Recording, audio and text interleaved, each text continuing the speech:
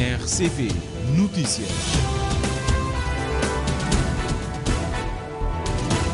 Já são 7 horas em Cabo Verde. Vamos então para as notícias. A abrir este primeiro jornal, os destaques da edição. O Governo aprova regime de acesso à internet enquanto bem essencial. A publicação está para os próximos dias. Uma informação do vice-primeiro-ministro Olavo Correia, na qualidade de ministro da Economia Digital, participa em Barcelona na Feira de Negócios da Indústria Móvel e na Conferência Ministerial da Associação Internacional de Operadores e Fabricantes de Telefonia Móvel. A UNICB promove a formação de 100 jovens sobre redes de computadores e funcionamento da internet, uma iniciativa desenvolvida em parceria com a Internet Society, Sociedade de Informação. A Eletra ultrapassa a fase crítica de blackout na ilha de Santiago. Em direto neste jornal, daqui a pouco, o administrador executivo da empresa Antão Cruz. Termina hoje o workshop de preparação do Plano de Ação de Cabo Verde, da terceira fase do Propalop Timor-Leste. São 4, é o resultado de 4 grupos de trabalho. O plano de ação é apresentado hoje. A Seleção Nacional de Basquetebol sai da primeira janela de qualificação para o Afrobasket. 3 jogos, 3 vitórias. Os títulos, agora o desenvolvimento destas e de outras notícias para acompanhar já de seguida. Jornalista Júlio Vera Cruz Martins é o editor. Bom dia.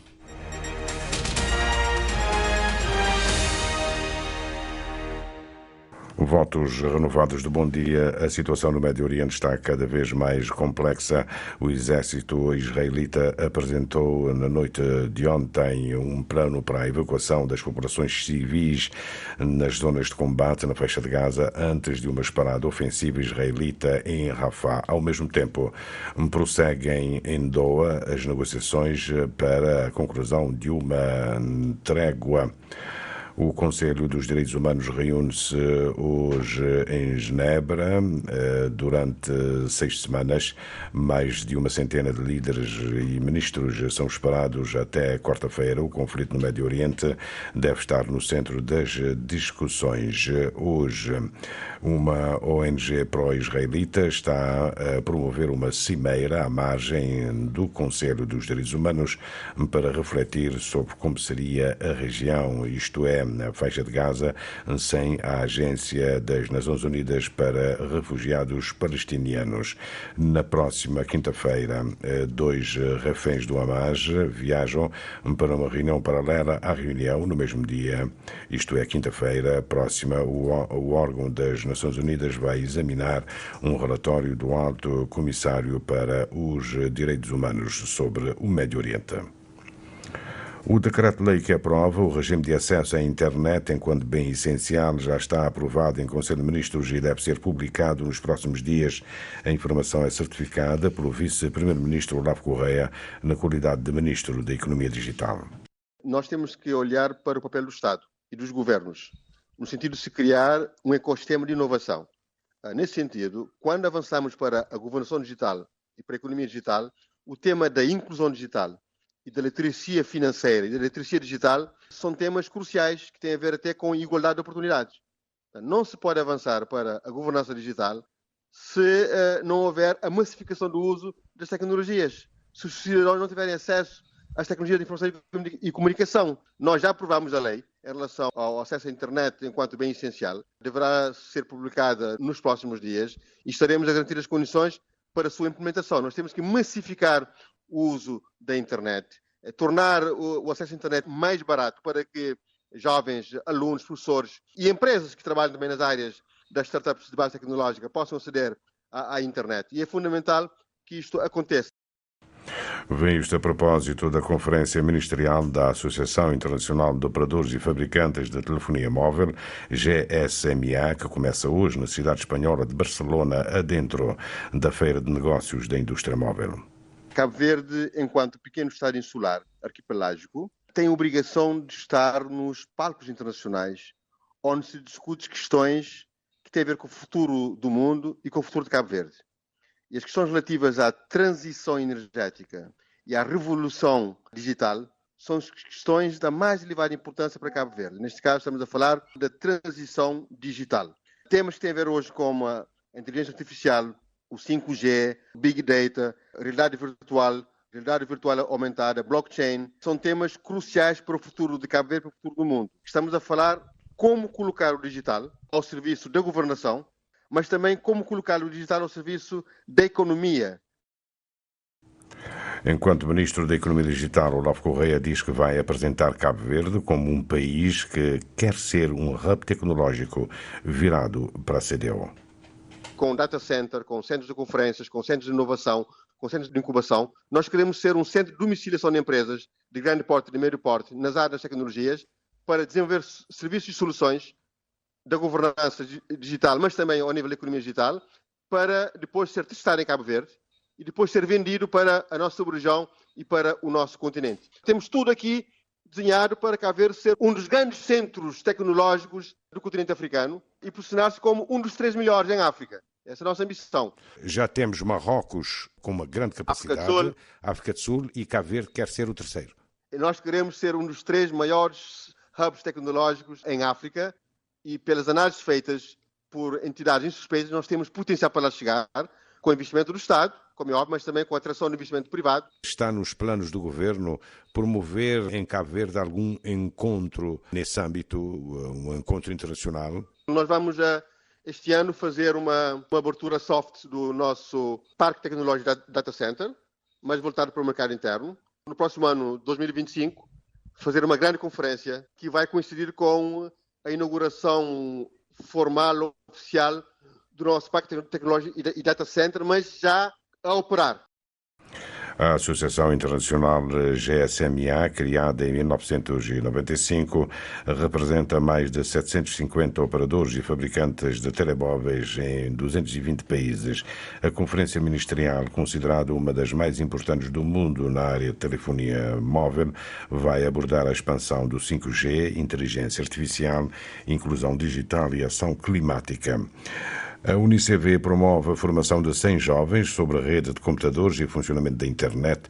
A iniciativa é desenvolvida em parceria com a Internet Society, Sociedade de Informação, ISOCO, organização sem fins lucrativos, que facilita e sustenta a inovação técnica da internet e promove, Carmelita do Rosário, o desenvolvimento de novas aplicações do sistema. O curso, explica o pró-reitor Celestino Barros, é destinado aos estudantes e profissionais de tecnologias de informação. O objetivo é desenvolver competências a este grupo-alvo, de modo a compreenderem a anatomia de redes de computadores e o funcionamento da internet. Esse curso faz parte de um rol de curso da Internet Society, e a Internet Society, como sabemos, visa sobretudo a capacitar pessoas, sobretudo mais jovens, estudantes, sobre as melhores formas de tirar o proveito da internet. Então, nesse contexto, o curso visa, sobretudo, isso, capacitar estudantes nessa primeira fase sobre técnicas mais voltadas na gestão de redes de computadores. Os desafios do mercado nesta área de tecnologias de informação é cada vez mais exigente. Daí a necessidade de ter mais gente capacitada para colmatar estas necessidades, sublinha Celestino Barros. De forma também a estarem cada vez mais preparados para enfrentarem o mercado de trabalho, visto que os estudantes selecionados são os estudantes que já estão na fase final da conclusão dos seus cursos. Então, a ideia é, sobretudo, sim, preparar os estudantes para o mercado de trabalho. Como sabemos, está cada vez mais competitivo e exige cada vez skills mais avançados, e muitos desses skills, por vezes, tanto um programa de uma disciplina não permite ter todos esses tópicos. Daí a Universidade de Cabo Verde também se associa a Cabo Verde Digital e a Internet Society, por forma a possibilitar essa valência aos nossos estudantes. Este é o primeiro curso desta natureza em Fundamentos do Design e Implementação de Redes de Computadores, realizado pela Universidade de Cabo Verde. A Internet Society, Sociedade de Informação ISOC, tem escritórios centrais em Washington, nos Estados Unidos, e em Genebra, na Suíça. Criada em 1992, a ISOC fomenta iniciativas educacionais e políticas públicas ligadas à rede mundial entre computadores, justamente a Internet. A Ilha de Santiago passou por vários cortes, blackout desde sexta-feira e este fim de semana, mas já resolvidos. Temos em direto o administrador executivo da Eletra, Antão Cruz. Muito bom dia. Viva, muito bom dia, Júlio. E então, o que é que aconteceu que terá motivado os cortes desde sexta-feira, cortes às vezes de alguma forma prolongados? Sim, dizia bom dia também ao auditório da RCV. Sim, nós tivemos duas situações, uma ontem, portanto, à noite, por volta das 8h36, onde tivemos um blackout devido à saída do barramento de um grupo na central, e estávamos numa situação de aproveitamento do máximo da potencial eólico que neste momento o país oferece, e efetivamente não foi possível o deslasticar e tivemos, portanto, um blackout resolvido quase que de imediato, em pouco tempo. Mas durante o dia de ontem registramos então agora um segundo blackout, esse provocado por uma falha de um filtro automático de óleo, e esse segundo blackout é que nos causou muitos problemas, provocado por uma falha de comunicação com o PLC. Esse realmente nos causou muitos constrangimentos. Tivemos que reforçar todas as equipas da manutenção elétrica, manutenção mecânica, porque acabamos por ter uma situação de não conseguir colocar em funcionamento os outros dois grupos Wärtsilä da central, com os quais poderíamos ligar rapidamente toda a ilha. Eu peço a sua paciência, mas quando diz falha de comunicação com o PLC, suponho que se trata de algum equipamento. Correto, são periféricos, não tivemos nenhuma situação direta com os grupos geradores, diretamente não, mas apenas com alguns periféricos que não se conseguia colocar em funcionamento. No caso, podemos pensar que temos o carro-ponto para andar, mas temos um problema com a bateria que não nos permite periféricos são o quê? Transformadores? Estamos a falar do sistema de comunicação, portanto um PLC que comunica depois com o sistema de comando e controle que esteve na origem, mas a dificuldade esteve, portanto, no nosso sistema de alimentação de corrente contínua, que nos criou, mas felizmente as equipas conseguiram implementar uma alternativa e vamos agora avançar para a resolução definitiva, mas isso é um periférico. Atualmente os grupos estão a funcionar, não há grandes constrangimentos e evidentemente acabamos no final da religação a encontrar outras situações, que quando a rede fica sem energia, depois quando é energizada, nós temos os problemas do furto, da fraude de energia, que normalmente nos mostra que quando a rede passa por esses processos, depois tem pontos fracos e acabamos por ter que ter a equipa piquete a resolver algumas situações no terreno pontuais. Mas graças a Deus e a equipa que esteve presente no local, portanto, temos a situação controlada e vamos continuar a garantir esse fornecimento ininterrupto de energia à população e a toda a gente que visita a ilha. E o que é que pode dizer aos consumidores justamente de Santiago? A situação está resolvida ou... A situação está resolvida e agradecemos a paciência. Recebemos várias mensagens de conforto e também de empenho para termos também foco, porque não foi muito fácil, foram várias horas, sim, efetivamente. O blackout aconteceu ao meio-dia e ainda no final do dia estávamos a religar alguns clientes. Portanto, agradecemos. Tivemos sempre em atenção os clientes prioritários, o Hospital da Praia, o Hospital de Santiago Norte e outros pontos considerados críticos no país, e esses foram a nossa prioridade, mas efetivamente tínhamos sempre em mente também a população da ilha, que agradecemos por toda a colaboração durante esse período de tempo, ok? Agradecimentos, Sr. Administrador Executivo da Eletra, Antão Cruz. A continuação de muito bom dia. Termina hoje o workshop de preparação do Plano de Ação de Cabo Verde, que dá início à terceira fase do Programa para a Governação Económica, reforço dos sistemas de gestão das finanças públicas e da fiscalização orçamental, que tem como beneficiários os países africanos de língua oficial portuguesa e Timor-Leste.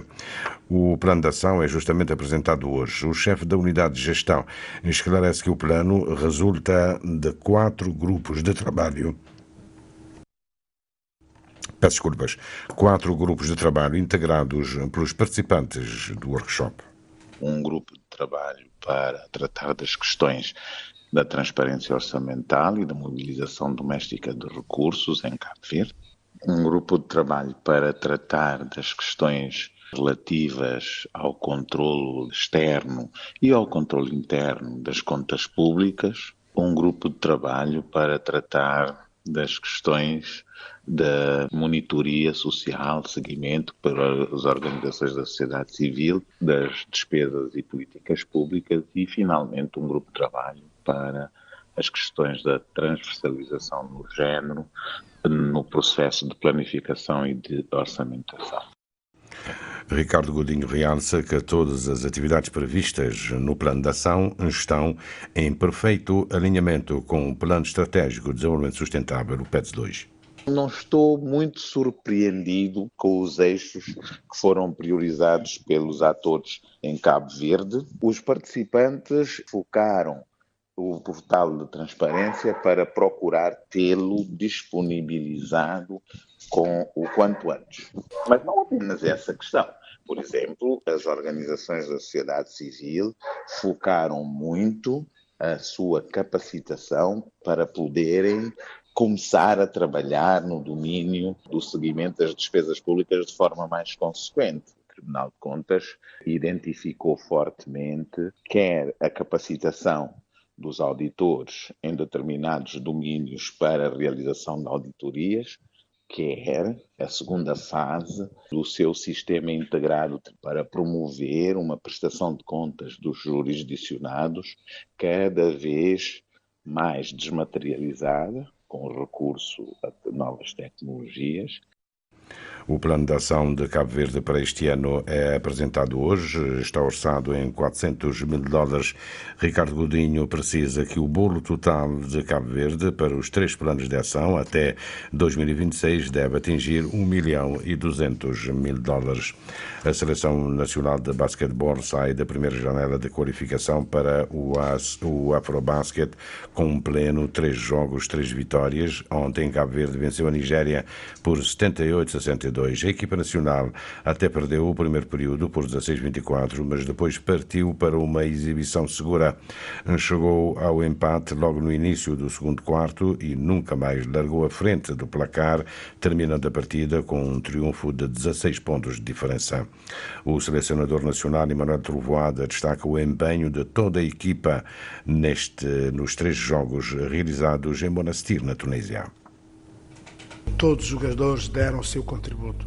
A experiência dos mais velhos foi importante para o crescimento dos jovens.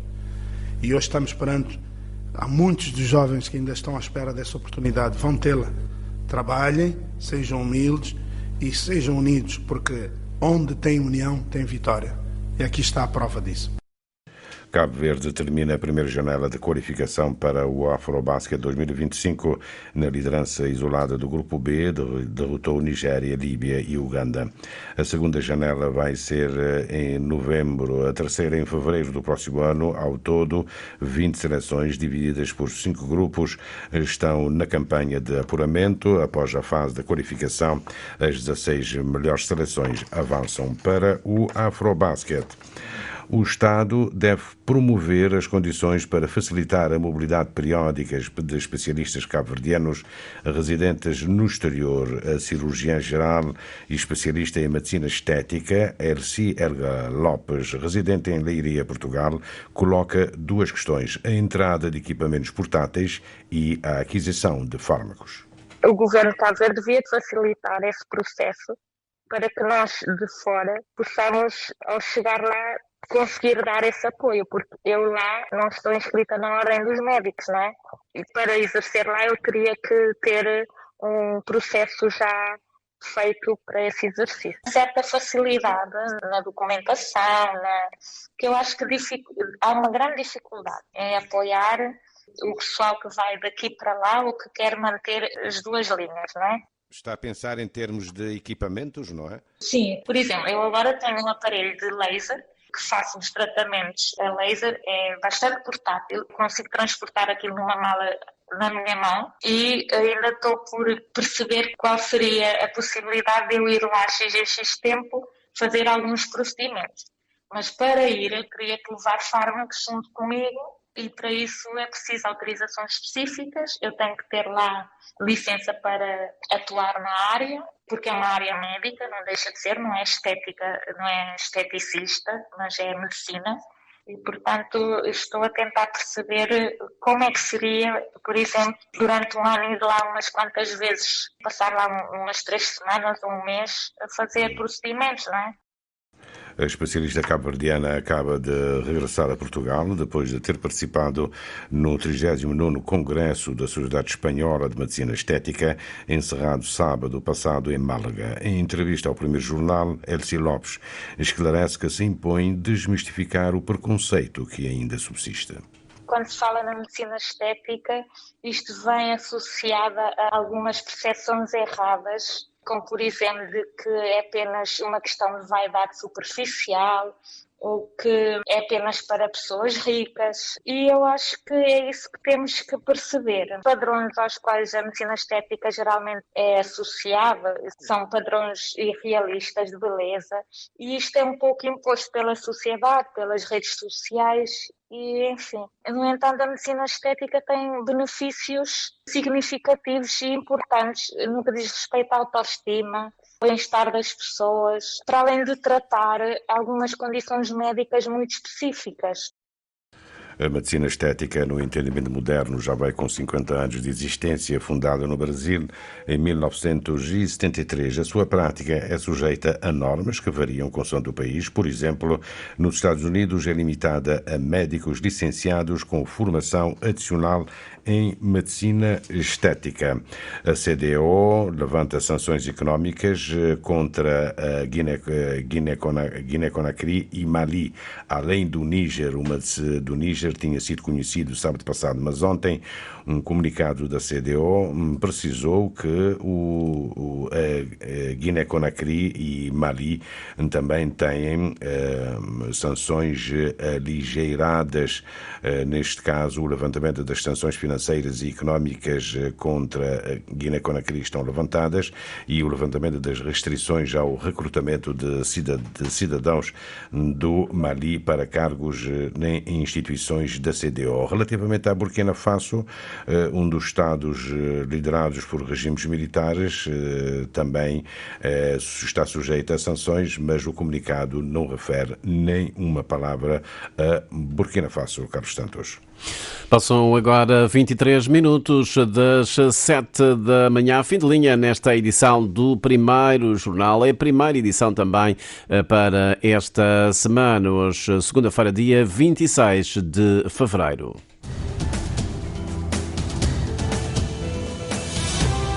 Mais informações em www.rtc.cv e na aplicação RTC Mobile. RCV, o rigor da notícia e o melhor da informação a cada hora.